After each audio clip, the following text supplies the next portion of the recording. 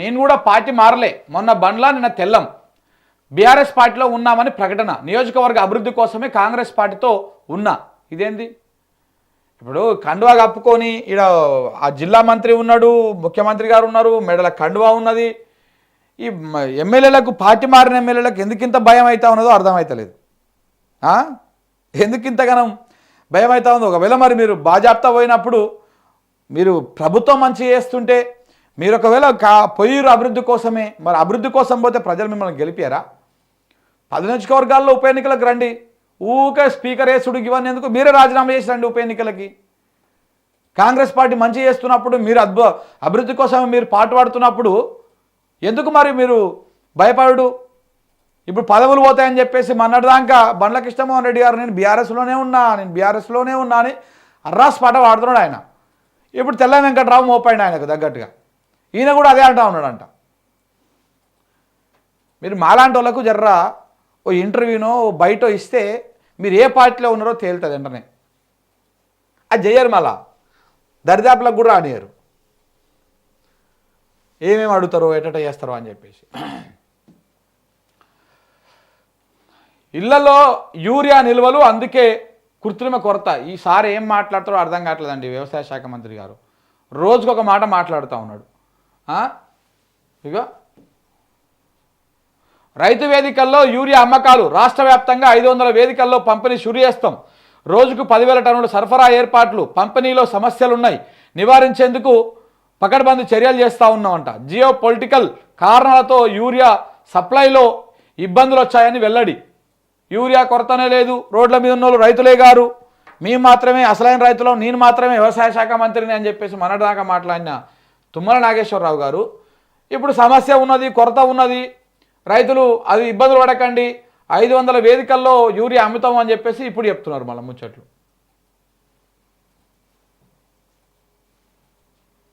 నేపాల్లో సోషల్ మీడియాని బ్యాన్ చేసిరంట. ఎందుకంటే అక్కడ ప్రభుత్వాన్ని సోషల్ మీడియాలో ఏకిపరేస్తూ ఉన్నారు, ప్రభుత్వాన్ని నిలదీస్తూ ఉన్నారు, మొత్తం సోషల్ మీడియానే బ్యాన్ చేసిరంట.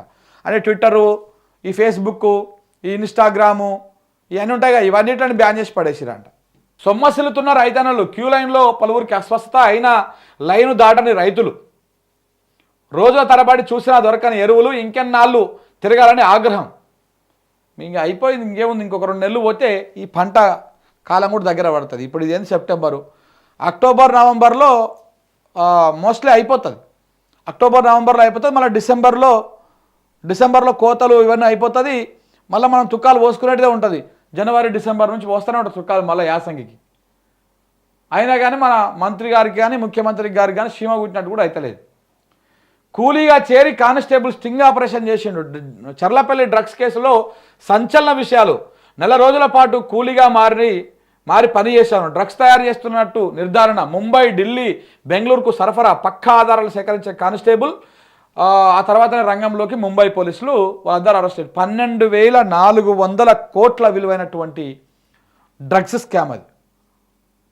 దాన్ని పట్టుకున్నారు. మరి ఈగల్ అని అప్పట్లో మన ముఖ్యమంత్రి గారు మాట్లాడారు. మన దగ్గర ఈగల్ అని ఒక టీం పెట్టినాం, దానికి కొంతమంది ఐపీఎస్లను పెట్టినాం. మొత్తం డ్రగ్స్ ఎక్కడున్నా నార్కోటిక్ డిపార్ట్మెంట్ చాలా బలంగా చేస్తున్నామని చెప్పారు. ఆయన నార్కోటిక్ డిపార్ట్మెంట్ బలంగా చేసి ఈ డ్రగ్స్ పట్టుకునే కార్యక్రమాలు కాదు, ఈ ఫోన్లు ట్యాపింగ్ వ్యవహారం అంతా ఆ డిపార్ట్మెంట్లో పెట్టించి నడిపిస్తూ ఉన్నాడు రేవంత్ రెడ్డి గారు. ఎవడెవడు మాట్లాడుతున్నాడు, ఎక్కడెక్కడ పోతున్నాడు, ఏంటి సర్వేలెన్స్ కోసం మాత్రమే చేస్తున్నట్టుగా కనబడతా ఉంది. మన పోలీసు వాళ్ళు ఏం చేస్తున్నారండి, మన డీజీపీ గారు ఏం చేస్తున్నారండి, మన ఇంటెలిజెన్స్ విభాగం ఏం చేస్తుందండి, వీళ్ళందరూ ఏం చేస్తున్నారు? మహారాష్ట్ర పోలీసులు ఇక్కడికి వచ్చి ఒక కూలీ వ్యక్తి లెక్క మారి స్టింగ్ ఆపరేషన్ చేసి 4 రోజుల పాటు రెక్కి చేసి 4 రోజులు రెక్కి తర్వాత వాళ్ళు గుర్తించి మొత్తం నిర్ధారణ చేసుకొని ఈ 12,400 కోట్ల విలువైనటువంటి డ్రగ్స్ దందాని, ఆ స్కామ్ని బయట పెడితే మరి మన పోలీసు వాళ్ళు ఏం చేస్తున్నారు, మన ఇంటెలిజెన్స్ విభాగం ఏం చేస్తుంది? నార్కోటిక్ ఈగలు ఏమి ఏడ తిరుగుతుంది గాలిలా? ఈగలా బీగిలా ఏదో పెట్టిండు కదా, ఏం చేస్తుంది అదంతా? బీసీ డిక్లరేషన్ కాదు, బీ ట్రయల్స్ అంట. కాంగ్రెస్ బీసీలను మోసం చేస్తోంది. 42% రిజర్వేషన్ కల్పించకుండా కామారెడ్డిలో మాట్లాడే అర్హత కాంగ్రెస్కు లేదు. బీజేపీపై ప్రభుత్వం తప్పుడు ప్రచారం చేస్తున్నది. బీజేపీ చీఫ్ రామచంద్రరావు గారు నిన్న మాట్లాడారు. అందరు కలిసి బీసీలకు బాగానే ఎగనామం పెడుతురు కానీ మీ ఈ రిజర్వేషన్లు ముంగలు కొయ్యేటివి కాదు, ఈ ముంగు వాడే సంసారం చేసేటివి కాదని నేను ముందటి నుంచి చెప్తూనే ఉన్నా. మళ్ళీ పురుగుల బియ్యమే 3 నెలల తర్వాత రేషన్ బియ్యం పంపిణీ, పేరుకు సన్న బియ్యం ఇచ్చేది పురుగుల బియ్యం, ఇవి మనుషులు తింటారా అంటూ ఆ తీసుకుంటున్న వాళ్ళు ఆగ్రహం వ్యక్తం చేస్తున్నారంట. రేవంత్ అన్న సన్న బియ్యం అని చెప్తున్నారంట ఊరల్లా, కానీ వచ్చేది మొత్తం పురుగుల బియ్యం. నేడు ఉపరాష్ట్రపతి ఎన్నిక సీక్రెట్ బ్యాలెట్ విధానంలో పోలింగు, ఎన్డీ కూటమి అభ్యర్థిగా జస్టిస్ సుదర్శన్ రెడ్డి, ఎన్డీఏ బలం వచ్చేసి 439 ఉన్నది ఎంపీల మద్దతు, ఇండీ కూటమికి 329 ఉన్నది. కావాల్సింది ఎంత కావాలి వాళ్ళకు బలము, మొత్తం మ్యాజిక్ ఫిగర్ ఎంత కావాలంటే 391 ఓట్లు వస్తే వాళ్ళు గెలుస్తారు. మరి ఈ లెక్క ప్రకారం చూస్తే ఏమైనా క్రాస్ ఓటింగ్ జరుగుతుందేమని చెప్పేసి ఇండీ కూటమి బాగా అదైతా ఉన్నది. పార్లమెంట్ హౌస్ వసుదా కాంప్లెక్స్లో పోలింగ్ కేంద్రం ఏర్పాటు చేశారంట. ఉదయం 10 గంటల నుంచి, అంటే స్టార్ట్ అయింది ఆల్రెడీ, సాయంత్రం 5 గంటల దాకా ఓటింగ్ వేస్తారు.